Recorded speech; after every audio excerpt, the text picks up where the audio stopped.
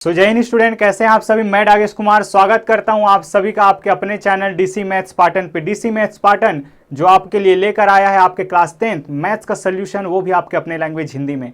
साथ ही साथ हम कक्षा 6 से 10 तक के विद्यार्थियों के डाउट का सोल्यूशन भी प्रोवाइड कर रहे हैं। कैसे प्रोवाइड कर रहे हैं, तो व्हाट्सएप के थ्रू आप व्हाट्सएप कीजिए अपने क्वेश्चन को और पाइए उसका सोल्यूशन। तो आज हम देखने वाले हैं क्लास 10th का ये चैप्टर नंबर 8, जिसका नाम है बैंकिंग एवं कराधान, banking and taxation.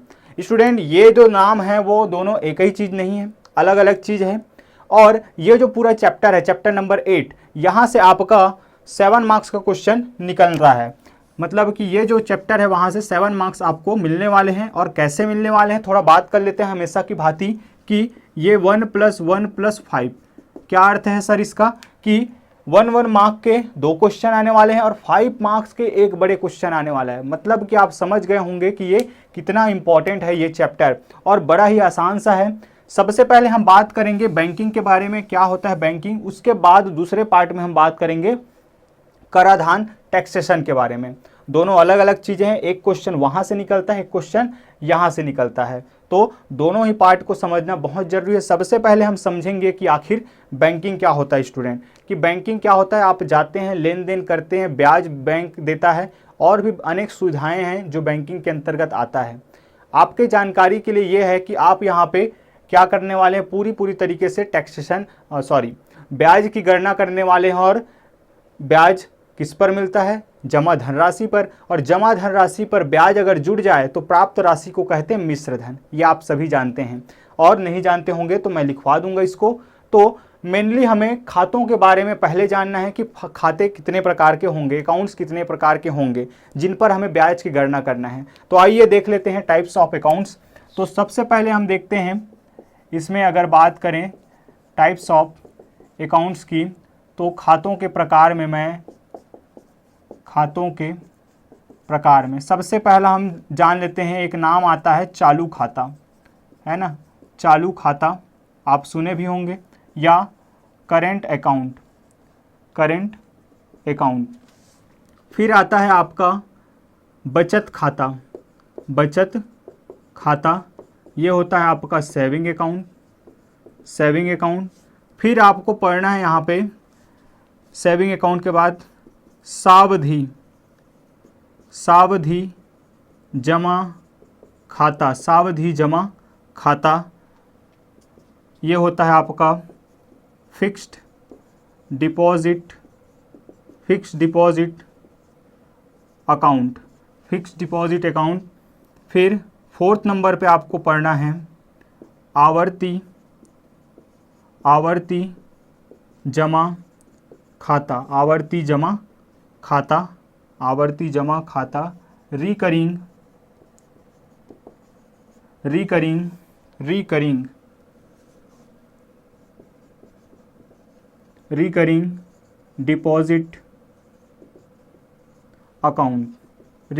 Deposit account. ये 4 खाते हैं, इनके बारे में आपको पढ़ना है। सबसे इंपॉर्टेंट है आपका ये, जिस पर बेस्ड हम क्वेश्चन करने वाले हैं, जिसमें बैंकिंग में पहले पार्ट में आप इन दोनों पे जमा राशि में ब्याज की गणना और उससे प्राप्त राशि अर्थात ब्याज प्लस मूलधन अर्थात मिश्र धन को आपको ज्ञात करना है। तो ये क्यों सर, क्योंकि हमारा यहाँ तक पहुँचने का रास्ता जो है यहाँ से होकर गुजरता है स्टूडेंट, इसीलिए पहले थोड़ा इन लोगों को जान लेते हैं, इनके बारे में जान लेते हैं। तो चालू खाता और बचत खाता आप जाते हैं, आप मुझे उम्मीद है कि आप सभी का बैंक अकाउंट होंगे ही होंगे।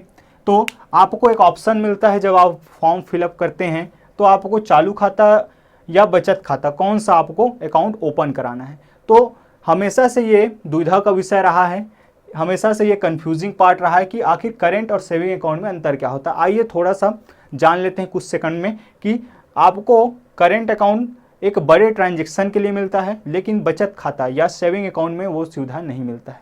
ट्रांजैक्शन का अर्थ है कि आपके अकाउंट में मान लीजिए 100 लाख रुपए है, 1 लाख रुपए है, आपको ज़रूरत है स्टूडेंट, आपको ज़रूरत है 1.5 लाख रुपए का, मतलब अधिक अमाउंट की ज़रूरत है।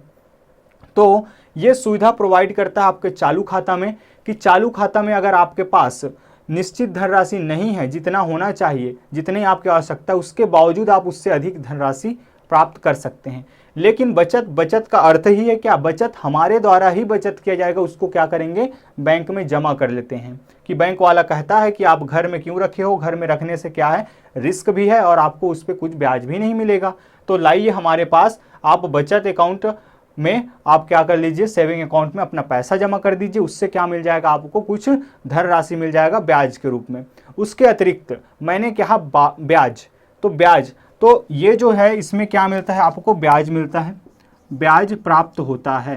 किसमें, सेविंग अकाउंट में आपको ब्याज मिलता है। लेकिन यहाँ चालू खाता में आपको ब्याज नहीं मिलता है स्टूडेंट, चालू खाता में आपको ब्याज नहीं मिलता है। तो ये दो मोटी मोटी बातें हैं जिनसे आप पता लगा सकते हैं, क्योंकि आप एटीएम भी जाएंगे तो आप पैसा निकालने से पूर्व एटीएम में एक ऑप्शन आएगा कि आपका अकाउंट किस टाइप का है, सेविंग अकाउंट है या करेंट अकाउंट है। तो आप, आई होप आप लोगों को चीज़ें समझ आ गई होंगी। अब हमें स्टडी जो करना है वो तीनों का करना है एक साथ, कि आखिर कैसे है। तो सबसे पहले मैं यहाँ पे लिख रहा हूँ बचत खाता, बचत खाता मैं लिख रहा हूँ, बचत खाता, बचत खाता, ये हो गया आपका सेविंग अकाउंट। फिर यहाँ पे आ गया आपका सावधि, सावधि जमा खाता, fixed deposit account, fixed deposit account. फिर तीसरा चीज़ है आवर्ती, आवर्ती जमा खाता, recurring deposit account, recurring deposit account. तीनों ही चीज़ें हैं। फिर से मैं बता दूं, आपको जो क्वेश्चन करना है इन दोनों पे करना है। अब थोड़ा इसको हम समझने का प्रयास करते हैं स्टूडेंट, इन तीनों अकाउंट्स को, ताकि जब हम क्वेश्चन बनाएं तो अगर फॉर्मूला यूज़ करने की बारी आती है तो कैसे हम अप्लाई करेंगे। तो स्टूडेंट फिर से मैं कहता हूं कि आपके पास 1 लाख रुपया है। अब आप क्या करते हैं उस 1 लाख रुपया को, कि घर में ना रखकर बैंक वाले आपको जो सुविधा प्रोवाइड कर रहा है बचत खाता का, उसमें आप जमा कर देते हैं। जैसे ही आप जमा करेंगे तो आपको क्या मिलेगा, 3 से 6% का उस पर ब्याज मिलता है। क्या, 3 से 6% का उसमें आपको ब्याज मिलता है। ये हो गया, 3 से 6% आपको ब्याज मिलेगा ये। फिर बैंक वाला कहता है कि सर आपके पास जो अमाउंट है वो काफ़ी बड़ा है, आपके पास जो अमाउंट है वो काफ़ी बड़ा है, और आपको अगर आने वाले कुछ मंथ, मतलब कि 6 मंथ, 1 ईयर, 2 ईयर, 1 साल, 2 साल, 3 साल तक अगर इस पैसे का कोई काम ना हो, तो हम आपको बताना चाहेंगे कि एक हमारे पास स्पेशल टाइप का क्या होता है, अकाउंट होता है, फिक्स डिपॉजिट अकाउंट, साअवधि। साअवधि मतलब कि कुछ अवधि के लिए, निश्चित अवधि के लिए एक अकाउंट होता है। अगर आप इस पैसे को यहाँ डाल देंगे तो ये 3 से 6% मिलने वाला ब्याज है वो बढ़कर क्या हो जाएगा, अधिक हो जाएगा, मतलब इससे अधिक ब्याज मिलेगा। आप सोचते हैं कि वाकई ये तो बहुत अच्छी बात है कि अगर यहाँ पे रहेगा यही कि अगर मुझे 2 सालों तक काम नहीं है, सेविंग अकाउंट में मैंने रख दिया, और लेकिन 2 सालों तक अगर मैं यहाँ रखूँगा तो मुझे ब्याज अधिक मिलेगा, ब्याज अधिक मिलेगा। तो आप क्या करते हैं, उसको यहाँ पे ले आके जमा कर देते हैं। तो यहाँ पे अगर जमा हो जाएगा तो आपको क्या मिलेगा, आपको जो मिलेगा इंटरेस्ट, यहाँ पे जो ब्याज मिलेगा स्टूडेंट, ब्याज मिलेगा वो अधिक मिलेगा किससे, सेविंग अकाउंट से। सेविंग अकाउंट से मैं SA से शो कर रहा हूँ यहाँ पे समझने के लिए। सेविंग अकाउंट से आपको क्या मिलेगा, अधिक मिलेगा, ब्याज जो है यहाँ पे सेविंग अकाउंट से अधिक मिलेगा। चलिए, लाख रुपए की बात है, लाख रुपए की, याद रखिएगा यहाँ भी लाख रुपए जमा है, लेकिन यहाँ जो ब्याज मिलेगा वो कम मिलेगा, यहाँ अधिक मिलेगा। अब थोड़ा बात करते हैं कि बैंक वाले पागल तो नहीं हैं कि आपको जो ज़्यादा ब्याज दे रहे हैं तो क्यों दे रहे हैं। तो थोड़ा सा समझ लीजिए स्टूडेंट कि सेविंग अकाउंट में क्या होता है, कि सेविंग अकाउंट मतलब कि बैंक वाले आपके पैसे का यूज़ नहीं कर सकते, क्योंकि उनको पता है कि बचत है, बचत को कभी भी यूज़ किया जा सकता है, आपको कभी भी ज़रूरत पड़ सकती है। इसलिए उसमें क्या होता है, आपको जो परसेंटेज है वो कम मिलता है ब्याज का, क्योंकि आप कभी भी चाहें, जब चाहें आपकी ज़रूरत पड़ेगी आप पैसे मांगेंगे बैंक से, बैंक में पैसा निकालने चले जाएंगे। लेकिन सावधि जमा खाता में वो फुल्ली क्या हो जाते हैं, वो जानते हैं, वो आश्वस्त हो जाते हैं कि आप जो है अगले जितने मंथ के लिए आप इस अकाउंट को ओपन करेंगे, जितने ईयर्स के लिए या जितने मंथ के लिए इसको अकाउंट को ओपन करेंगे, उतने दिनों तक, उतने सालों तक आप क्या कर सकते हैं, इस पैसे को यूज़ नहीं करेंगे। अगर यूज़ करना भी चाहते हैं तो बैंक वालों का अपना कुछ नियम है, कुछ पेनल्टी लगा के ही आपको वो रकम जो है वापस करेंगे। तो यहाँ पे क्या हो जाता है, सावधि में बैंक वाले या आश्वस्त रहते हैं कि आप इतने ईयर्स तक, जितने ईयर्स के लिए आपने ये खाता खोला है, वो क्या कर देंगे, आप इन पैसों का यूज़ नहीं करेंगे, निकालेंगे नहीं। इसलिए वो क्या करते हैं, इस पैसे को किसी को लोन में दे देते हैं। और आपको पता ही है कि आप जब लोन लेने जाएंगे तो आपको क्या मिलेगा, अधिक परसेंट देना पड़ता है, उस पर अधिक ज़्यादा परसेंट देना पड़ता है। इसीलिए यहाँ पे आपके पैसे का क्या मिलता है, ब्याज अधिक मिलता है, क्योंकि आपके इस पैसे से बैंक वाला भी कमाता है और आपको कुछ परसेंट आपको भी देता है। अब कहेंगे कि सर आवर्ती जमा खाता क्या है।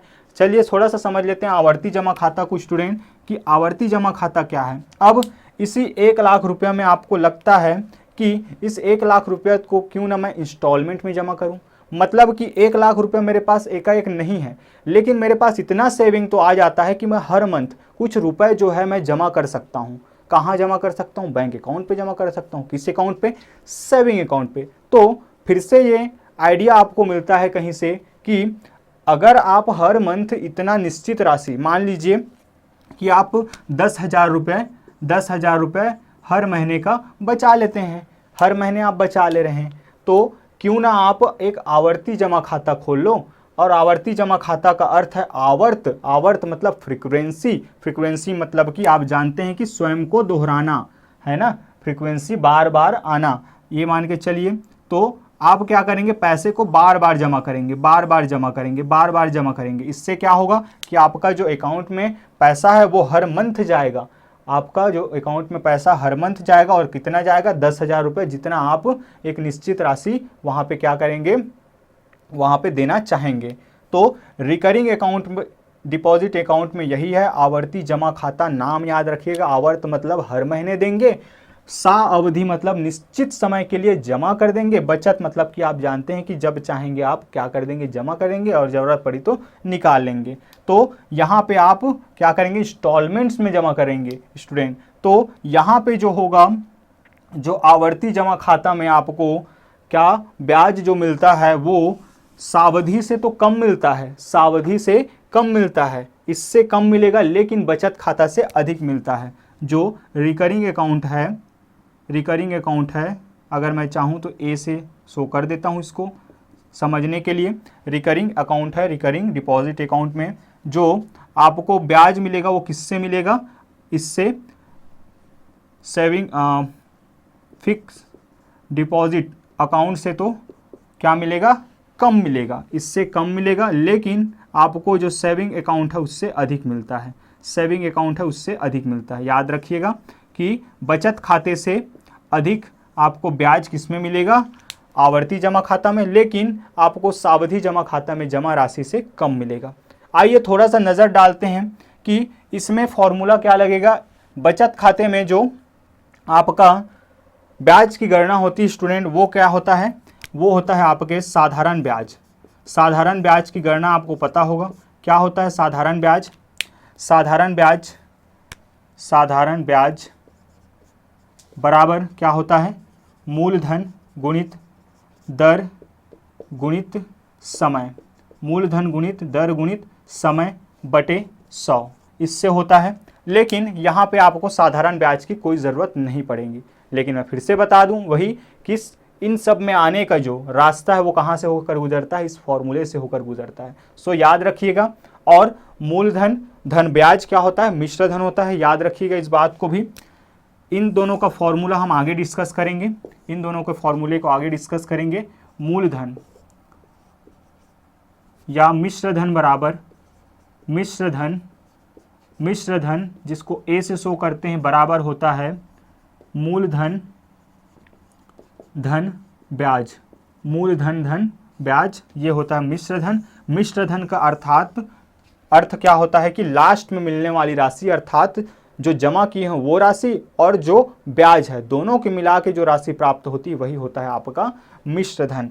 बढ़ते हैं आगे स्टूडेंट। अब हम देखते हैं कि यहाँ पे ये दो टाइप के जो अकाउंट है उनमें आखिर हम ब्याज की गणना कैसे करेंगे, बहुत ही इंपॉर्टेंट फॉर्मूला है और फॉर्मूले में जो यूज टर्म है उनके बारे में हम समझने वाले हैं। सो चलिए